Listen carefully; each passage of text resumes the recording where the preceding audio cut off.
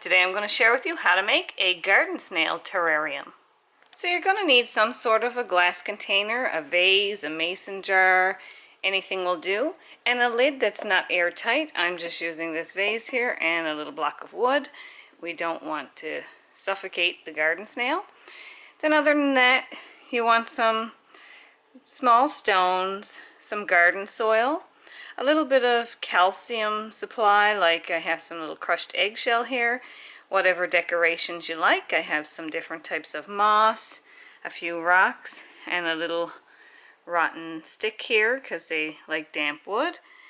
And then you're going to need to feed your garden snail fresh food every day. Give it a little mist of water.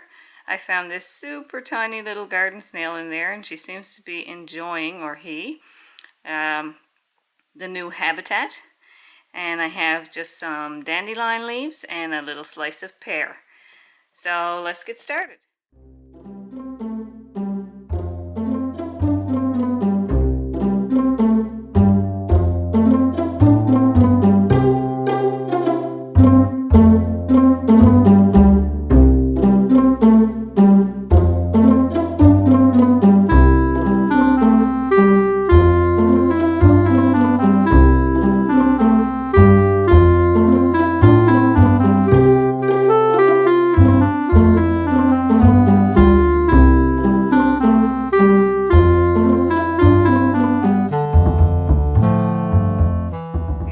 All done. It's a great fun project for kids, maybe a great first pet, a little garden snail, and they're so interesting to watch. This one is extremely tiny, as you saw in the videos there, and I'm going to keep this one for the winter and watch how she grows. And I hope you enjoyed this quick and easy project on how to make a little snail terrarium.